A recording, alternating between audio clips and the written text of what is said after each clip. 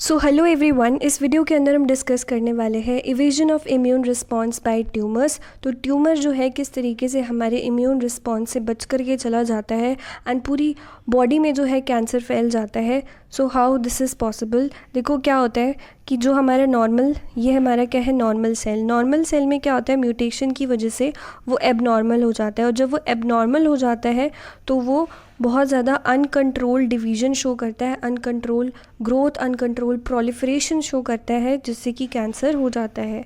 तो अब ये जो हमारे पास में एबनॉर्मल सेल होता है ना, इसको ख़त्म करने के लिए हमारा इम्यून सिस्टम काम करता है, लेकिन कई बारी ये जो एबनॉर्मल सेल है वो हमारा इम्यून सिस्टम टैकल नहीं कर पाता और कैंसर का रूप ये ले लेता है। अनकंट्रोल ग्रोथ शो करते करते बहुत ज़्यादा प्रॉब्लम आ जाती है, पूरी बॉडी में ये फैल सकता है। सो किस तरीके से ये ट्यूमर जो है, ये जो कैंसरस सेल है, वो हमारे इम्यून रिस्पॉन्स से बच कर के भाग रहा है, कैसे हमारी इम्यूनिटी से, हमारे इम्यून रिस्पॉन्स से वो कैसे भाग रहा है, कैसे बच कर के वो निकल रहा है। सो यहाँ पे वेरियस मैकेनिज़्म है। सबसे पहला है हमारे पास में MHC1 के एक्सप्रेशन को कम करके। देखिए ये हमारा ट्यूमर सेल है, इस पे क्या है, MHC1 है, मेजर हिस्टोकम्पैटिबिलिटी क्लास 1 रिसेप्टर्स हैं। अब इनिशियली क्या था, बहुत ज़्यादा हाई MHC1 था इसके पास में।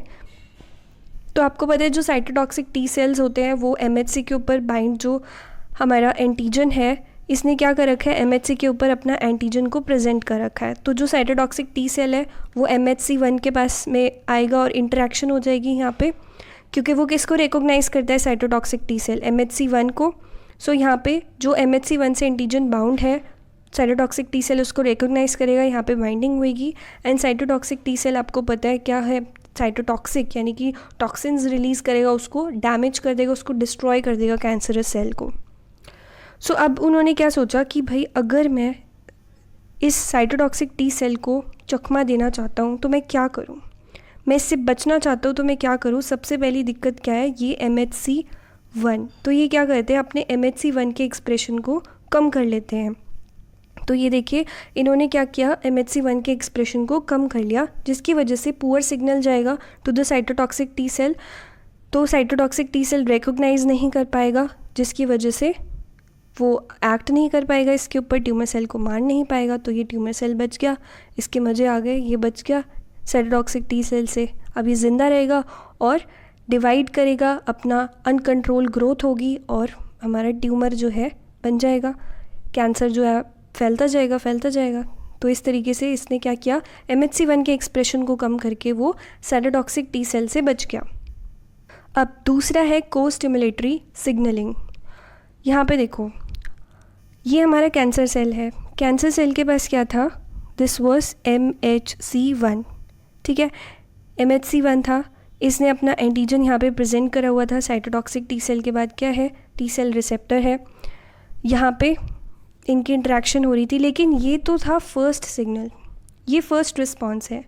अब यहाँ पर अगर प्रॉपर आपको सिग्नलिंग करानी है ना, अगर एक्टिवेशन कराना है साइटोटॉक्सिक टी सेल का, तो यहाँ पर एक और यहाँ पर रिस्पॉन्स की ज़रूरत पड़ेगी, विच इज़ अ को स्टिमुलेशन की यहाँ पे ज़रूरत पड़ेगी। को स्टिमुलेटरी मॉलिक्यूल यहाँ पे कैंसर सेल में क्या होता है, B7, और यहाँ पे को स्टिमुलेटरी जो मॉलिक्यूल है दैट इज़ CD28। सो ये B7 के साथ में बाइंड करता है, जिसकी वजह से क्या होता है, ये साइटोटॉक्सिक टी सेल एक्टिवेट हो जाता है और ये इस कैंसर सेल को डिस्ट्रॉय कर देता है।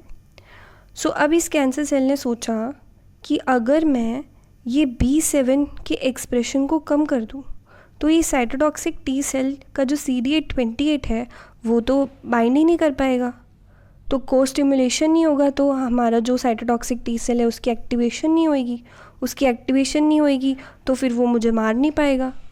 तो B7 के एक्सप्रेशन को कम करके भी वो बच सकता है।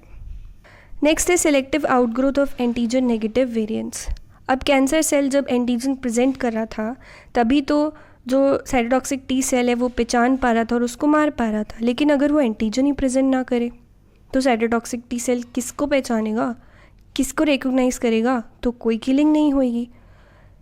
या फिर वो अपने MHC अगर उसके पास ना हो, MHC रिसेप्टर ही ना हो, या फिर MHC के जीन्स में कुछ म्यूटेशन आ जाए, अब MHC के ऊपर एंटीजन जब तक प्रेजेंट नहीं होगा तब तक साइटोटॉक्सिक टी सेल रिकॉग्नाइज नहीं कर पाएगा, देयरफॉर यहाँ पर किलिंग नहीं होगी और वो कैंसर सेल बच जाएगा।